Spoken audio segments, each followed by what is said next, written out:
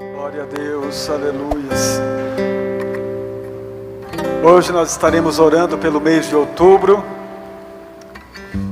O André vai estar trazendo a palavra de hoje.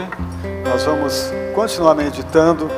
Deus tem falado grandemente, amados. Em cada dia nós temos ouvido o Senhor falar.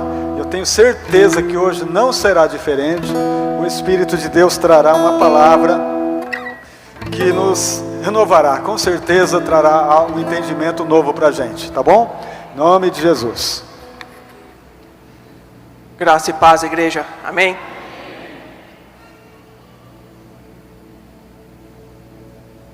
Temos falado sobre avivamento. Nessa noite nós vamos continuar falando sobre avivamento.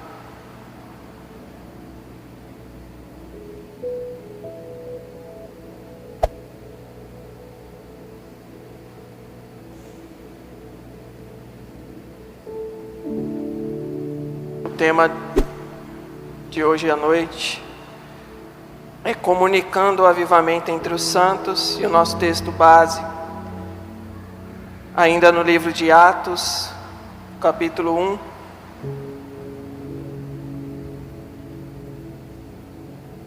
Atos 1.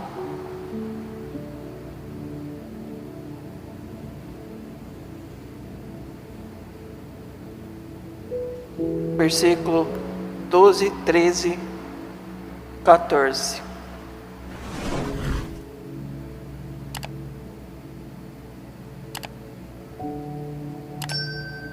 A gente vai ver hoje, provavelmente nas próximas mensagens também, que o avivamento ele não ocorre num culto agendado, não tem um agendamento, não são simples movimentos, não está centrado, focado numa pessoa, num pastor, num líder. E ele tem como uma das principais características a oração. Não tem avivamento se não houver oração. A última mensagem que eu preguei aqui numa quarta-feira foi um alerta, o título, um alerta para a igreja no livro de Apocalipse, onde eu também falei sobre avivamento. A oração, a palavra, conversão de almas são sinais do verdadeiro avivamento, mas hoje nós vamos focar principalmente na oração. O texto que vamos meditar em outros, mas o texto base é esse, Atos 1, a partir do versículo 12, a palavra de Deus diz: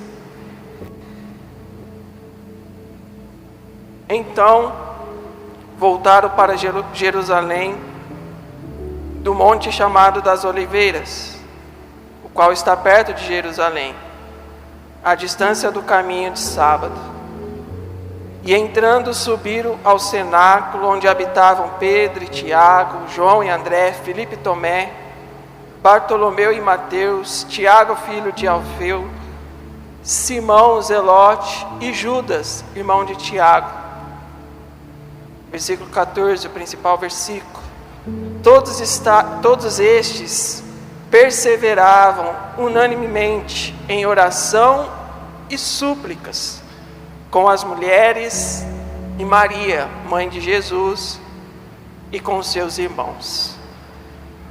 Feche seus olhos, mantenha a sua Bíblia aberta. Senhor nosso Deus e Pai, estamos mais uma vez diante da Tua Palavra e Te agradecemos por este culto, por essa reunião, por essa oportunidade da Tua Igreja se reunir no Teu nome, de podermos Te louvar, Te adorar e também de podermos meditar na Tua Palavra.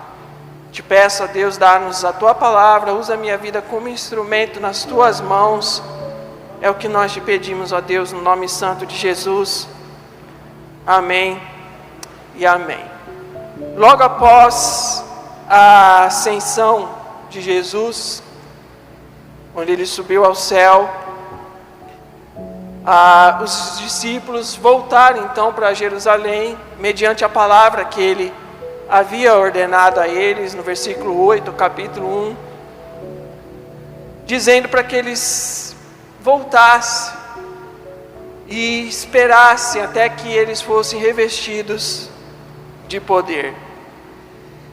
E nós observamos que desde a ascensão de Jesus, uma característica muito forte na vida dos discípulos e da igreja primitiva era essa perseverança na oração e na comunhão, no estar juntos. O texto que lemos diz que todos eram unânimes na oração, todos perseveravam na oração. E eu quero compartilhar rapidamente 3 características. Então, eu peguei lá a revista, resumi para não tomar muito tempo. Falar de 3 características de um discípulo de Jesus que está buscando ou que está vivendo um avivamento na sua vida. Porque na verdade isso deveria ser algo constante e não uma experiência única. É mística, às vezes é tratado até como algo místico, é como se fosse uma experiência mística, mas é algo que deveria ser contínuo na nossa vida, um avivamento constante. E a primeira característica a gente já viu aqui nesse versículo 14, é essa perseverança. Se quisermos viver um avivamento, e se quisermos permanecer num avivamento, é necessário que haja perseverança. Os apóstolos sabiam que dali em diante eles teriam uma grande missão, que era, podemos assim dizer, continuar a obra de Cristo aqui nessa terra. Aliás, Jesus falou isso para eles: vocês serão as minhas testemunhas. Vocês continuarão testemunhando o reino de Deus aqui nessa terra, aquilo que eu realizei, aquilo que eu fiz. Ele disse, inclusive nos evangelhos, que se creres em mim, vocês farão obras maiores do que as minhas. Então os apóstolos estavam diante de uma grande responsabilidade, mas eles também se encontravam num momento de grande tristeza, por causa da ausência física do Mestre.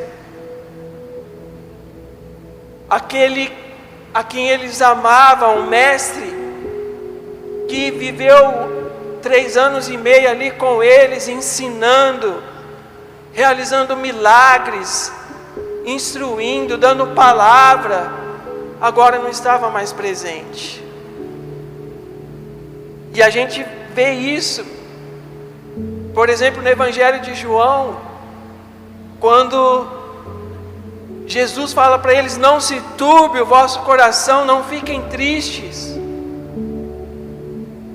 Porque a ausência de Jesus causava essa tristeza no coração deles. A presença de Jesus, a ausência física de Jesus. Mas mesmo diante desses desafios, desse turbilhão de dúvidas, incertezas, aflições, dessa responsabilidade, dessa tristeza pela ausência do Mestre, o que eles fizeram? Eles perseveraram na oração, eles perseveraram na orientação que o próprio Jesus havia dado a eles, de irem para Jerusalém, até que do alto eles fossem revestidos de poder, com o objetivo de serem testemunhas do próprio Cristo. E quando falamos de perseverar, isso está ligado ao lugar, no sentido de comparecer sempre. Como que eu persevero quando eu falo de lugar? permanecendo sempre. Não é possível ter perseverança na comunhão, no partir do pão, estando aqui só no domingo à noite. Eles perseveraram. Mais para frente, nos capítulos seguintes, vai dizer que eles perseveravam no templo todo dia, e também de casa em casa, partindo o pão. Então não sou eu que estou falando, é a palavra de Deus. Quando falamos de perseverança em relação ao lugar, significa comparecer sempre, é estar sempre em comunhão com a igreja, em comunhão com o corpo, na presença de Deus. Quando falamos de perseverança em relação à dedicação, isso significa uma busca constante. Eles perseveraram ali num lugar onde Jesus havia determinado, mas também com uma atitude constante, uma dedicação constante em orar, em buscar a Deus, para que do alto eles fossem revestidos de poder.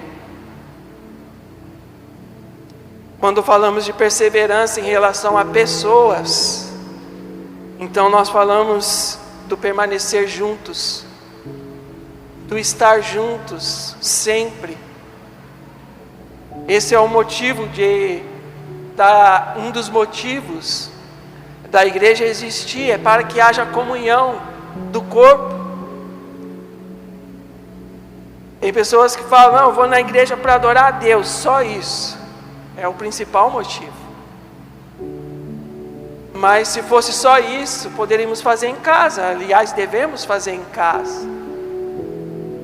Mas é aqui que o corpo de Cristo se reúne. É aqui onde o Senhor ordena as suas bênçãos, porque é onde há comunhão, ali o Senhor ordena bênçãos. Então é necessário que haja também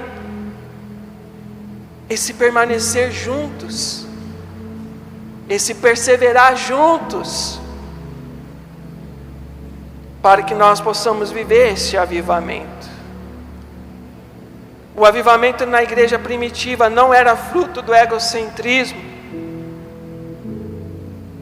e não dependia de um único homem, de um guia, mas o avivamento foi fruto da união que havia entre os primeiros cristãos, que os faziam perseverar no mesmo lugar, que os faziam perseverar na mesma busca, juntos, com o único propósito, com o único objetivo, de buscar a Deus, de buscar esse revestimento de poder. E então nós chegamos aqui nessa segunda característica que eu quero compartilhar com a igreja, que aquele que busca um avivamento, que aquele que busca permanecer num avivamento, deve ter também na sua vida, que é o mesmo propósito e sentido. Os primeiros cristãos da igreja primitiva, eles tinham um único propósito e o mesmo sentimento nos seus corações. Estes primeiros cristãos não estavam reunidos com o propósito de alcançar riquezas, bens materiais. Pelo contrário, mais para frente, citando novamente os capítulos à frente, nós vemos que a comunhão deles era tanta, que chegou um momento em que eles começaram a vender os seus bens, as suas propriedades e repartir entre eles. Então, ter o mesmo propósito, o mesmo sentimento, é abrir mão das nossas vontades, do nosso egocentrismo, é buscar a Deus não por aquilo que Ele pode nos dar, mas por aquilo que Ele é, e ter esse mesmo sentimento, essa mesma busca, esse mesmo propósito. O propósito deles era de receber poder para serem testemunhas, e essa foi a ordem de Jesus em Atos 1:4. E estando com eles, determinou-lhes que não se ausentasse de Jerusalém, mas que esperassem a promessa do Pai, que disse que de mim ouvistes. Qual era a promessa? Deles serem revestidos de poder para serem testemunhas de Cristo. Então este era o propósito. Eles não estavam ali reunidos no cenáculo, e não era só 12, era 120. A palavra de Deus fala que era um número de quase 120 discípulos ali reunidos. Era uma igreja reunida. E eles não estavam lá buscando bênçãos materiais. Eles não estavam lá fazendo campanhas para alcançar cura. Não que seja errado buscar, pedir para Deus. A palavra de Deus fala que o Pai dá, abençoa. Mas eles receberam ali uma missão, um propósito. E estavam ali juntos neste propósito de buscar a Deus para serem revestidos de poder. Esse mesmo sentimento que eles tinham foi ficando cada vez mais evidente, conforme a igreja primitiva foi se desenvolvendo. A gente vê os relatos do livro de Atos, traz essa história da igreja primitiva, dos primeiros cristãos. Mostra que pela mão dos discípulos eram feitos milagres. Mostra que eles partilhavam de uma união, de uma comunhão. E essa preocupação que nós temos tanto hoje de alcançar almas, de buscar almas, não é errado, devemos pregar a palavra, cumprir o ID.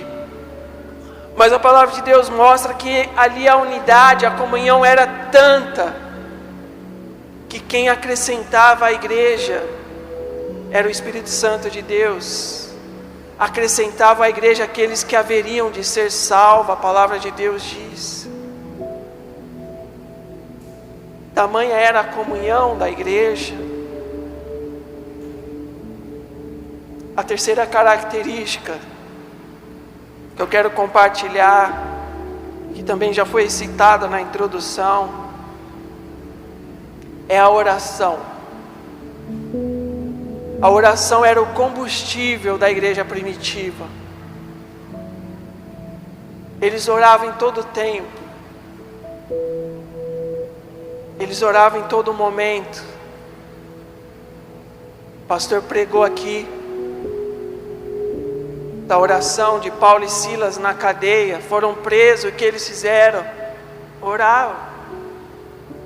Cantaram, louvaram a Deus.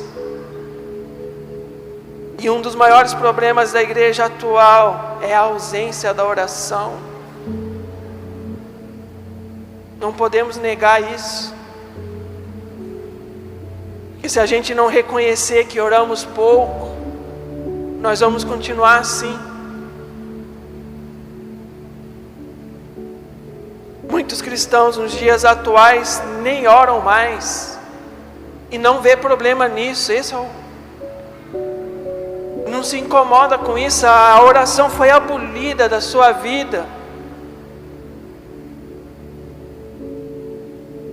E para ele tá normal, tá tranquilo. Eu vou na igreja, eu escuto a palavra, eu oro na igreja, quando o pastor manda orar, no início do culto, no final do culto, tá ótimo. Não ora em casa, não ora com a sua família, não ora quando inicia o dia.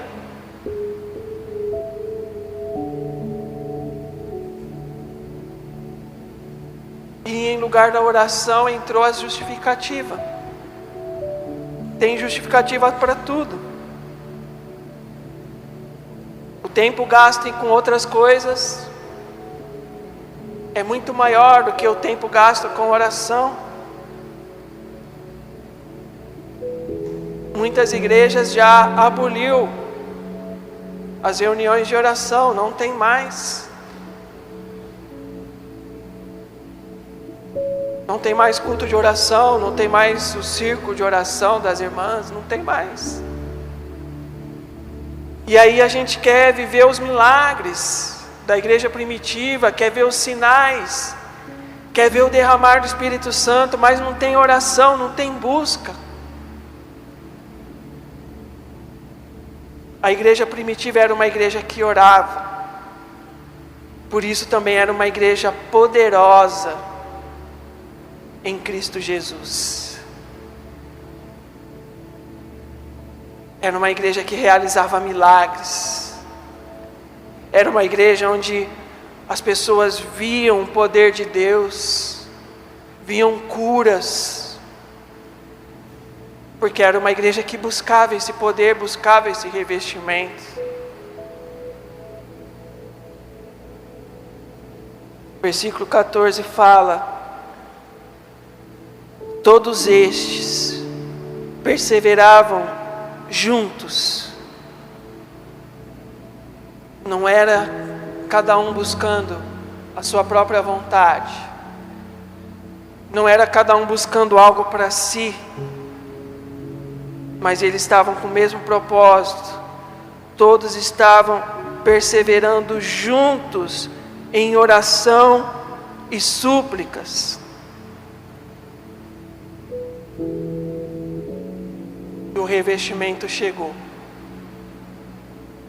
A promessa de Deus se cumpriu. E eu cheguei ao final dessa mensagem, enquanto eu estava meditando, estudando a revista, a palavra, fazendo uma pergunta para mim, para nós, porque o tema é comunicando o avivamento entre os santos. Esse é o tema, comunicando o avivamento entre os santos. E eu perguntei a mim, pergunto a nós, como podemos comunicar esse avivamento entre os santos? Como podemos compartilhar este avivamento entre os santos? Primeiramente, precisamos verdadeiramente ser avivados. É o primeiro passo. Não tem como compartilhar avivamento se eu não tiver avivamento na minha vida. Não tem como eu compartilhar algo que eu não tenho.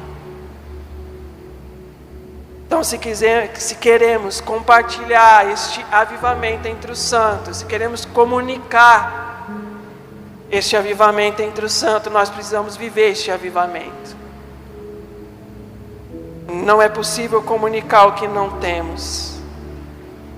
E para que sejamos avivados, precisamos nos encher do Espírito Santo de Deus. Como acabamos de cantar, enche-nos.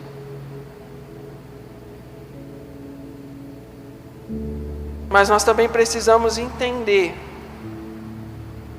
que não aguardamos mais a promessa de 1:8. Sabe por que não aguardamos mais essa promessa? Porque ela já se cumpriu. É isso que talvez esteja faltando para a igreja entender nos dias de hoje. A igreja fica clamando por um Espírito Santo que já foi derramado.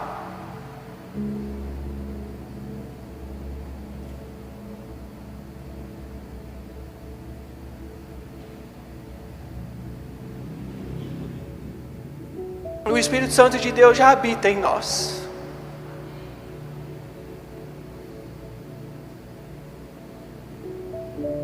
E nós precisamos é deixar Ele nos encher.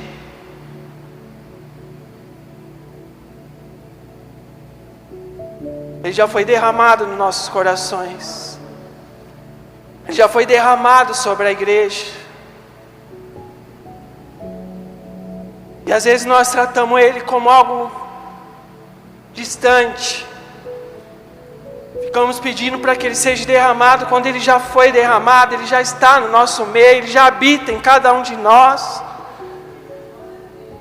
Nós precisamos dar lugar a Ele, para que Ele encha, inunda os nossos corações, e nos reveste de poder, de autoridade, ousadia, para viver esse avivamento, para sermos testemunhas desse Deus que nos salvou, que transformou as nossas vidas.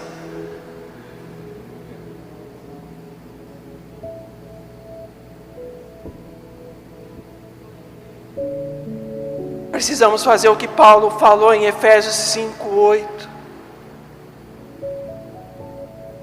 Não vos embriagueis com vinho, em que há contenda, mas enchei-vos do Espírito Santo de Deus. A promessa não é mais para Ele ser derramado, mas é para que Ele nos encha com o seu poder, com a sua presença na nossa vida, que nos transborda, que nos transforma, que nos reveste de ousadia para anunciar o Evangelho, para pregar a palavra de Deus, para ser testemunha nesse mundo caído, neste mundo mau, neste mundo corrompido.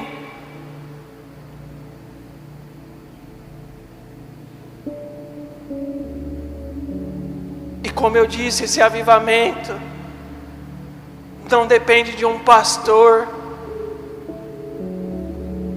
não depende de um culto, de uma reunião, vamos fazer uma reunião de avivamento, não, depende de mim, de você,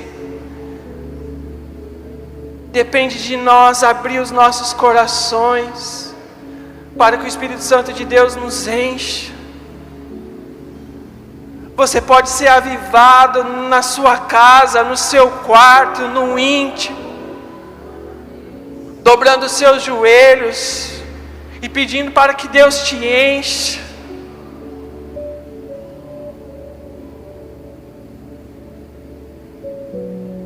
Preparando essa mensagem, eu me lembrei da experiência de John Wesley, metodista. Ele já era convertido, já era um missionário anglicano, procurava viver uma vida correta, praticar atos de justiça, procurava de todas as formas fazer algo para alcançar a salvação. E numa das missões que ele foi fazer na América, ele era da Europa, da Inglaterra, numa viagem de barco, o barco foi acometido de uma grande tempestade, e ele estava ali naquele barco temendo pela sua vida, assustado. Mas nesse mesmo barco havia ali crentes moravianos que, enquanto o barco era agitado de um lado para o outro, eles estavam ali naquele barco louvando a Deus, cantando. E John Wesley, já convertido, ficou espantado com isso. Aquilo mexeu muito com ele. E ele entendeu que ele não tinha certeza da sua salvação. Aqueles cristãos moravianos tinham. Por isso não estavam temendo a tempestade, a morte, mas estavam louvando a Deus. E repito, ele já era convertido, missionário anglicano, foi fazer missões inclusive. Mas no seu diário ele conta de um dia em que, com muita falta de vontade, sem vontade nenhuma, ele foi a uma reunião, a uma pequena reunião. E ao chegar nessa reunião, ele fala no seu diário que o preletor estava lendo o prefácio, o comentário, não era nem a Bíblia, estava lendo o comentário de Martinho Lutero sobre a Epístola de Romanos. Enquanto o preletor lia o comentário, explicando sobre a obra que a graça de Deus faz na vida do convertido, John Wesley fala que o seu coração foi estranhamente aquecido. E naquele momento ele passou a ter certeza da sua salvação. Naquele momento ele passou a ter certeza que os seus pecados haviam sido perdoados, que a obra de Cristo havia sido completa na sua vida.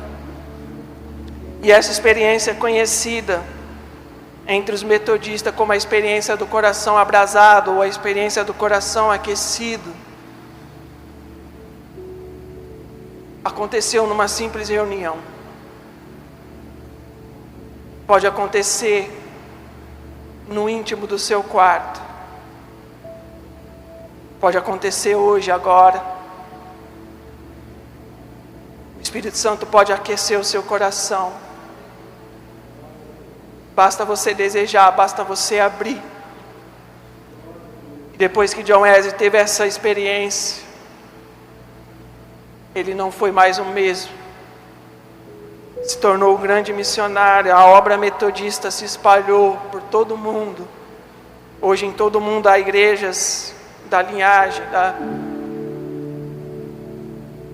dessa obra metodista. Ocorreu um grande avivamento na Inglaterra.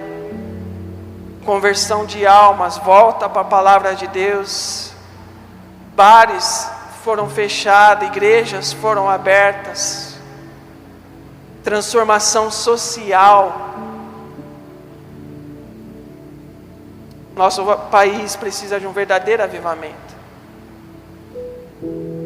A nossa sociedade, a nossa cidade, o nosso bairro, talvez a nossa família, precisa de um avivamento. E você pode ser esse instrumento. Deus pode aquecer o seu coração. Eu te convido a ficar de pé.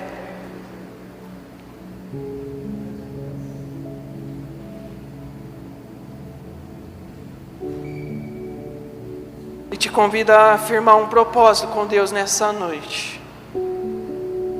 Não é um propósito comigo. Não é um propósito com um pastor, é um propósito seu com Deus. Eu não vou te convidar para vir aqui na frente. No seu íntimo, eu te convido a fazer um propósito com Deus. O propósito de nesse ano buscar mais dele. Eu não estou dizendo que você não busca. Eu não estou dizendo que você não ora.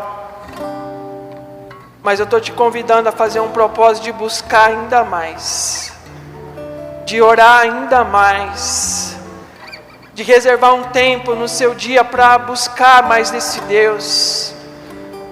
De reservar um tempo no seu dia para meditar na palavra de Deus. Para buscar esse Deus em oração. Para pedir que o seu coração seja aquecido na presença dEle. Para pedir que o Espírito Santo de Deus encha, inunda a sua vida. Faça esse propósito hoje.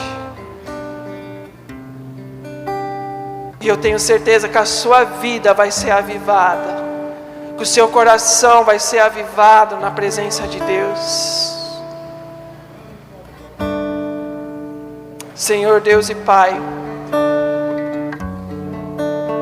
nós temos ouvido a Tua palavra. A Tua palavra tem nos instruído, tem nos ensinado. A Tua palavra tem nos alertado para que busquemos mais de Ti.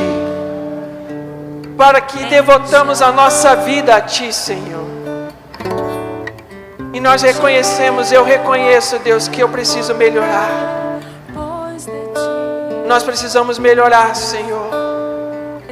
Nós precisamos buscar mais de Ti, mais da Tua palavra, mais da Tua presença na nossa vida.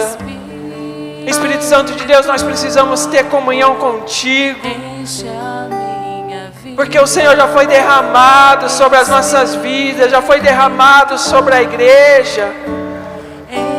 Espírito Santo de Deus, encha a nossa vida, inunda o nosso coração, transforma o nosso interior, nos ajude, Senhor, a enxergar as nossas falhas, tira a frieza do nosso coração, tira o comodismo da nossa vida, que possamos verdadeiramente reconhecer que temos feito pouco e precisamos fazer mais, buscar mais a Tua presença, Senhor.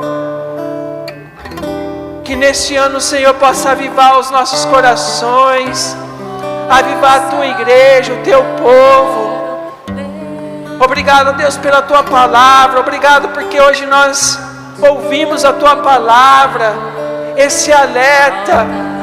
Senhor, que esse avivamento que tanto buscamos, que tanto pedimos, possa começar na nossa vida, a começar de nós, Senhor. Usa, Senhor, as nossas vidas, aviva os nossos corações na Tua presença, e que nós sejamos, ó Deus, canal de bênção na nossa família, na nossa igreja, na nossa comunidade, Senhor. Aviva os nossos corações na Tua presença, Senhor. E reveste-nos, ó Deus, de autoridade, de poder, para sermos testemunhas do Cristo ressurreto. Que possamos, ó Deus, comunicar, compartilhar este avivamento e ser testemunhas de Ti, Senhor. É o que nós te pedimos, ó Deus, e te agradecemos pela Tua palavra, pela Tua presença na nossa vida, no nome santo de Jesus. Amém e amém. Louvado seja o nome do Senhor. Glória, glória.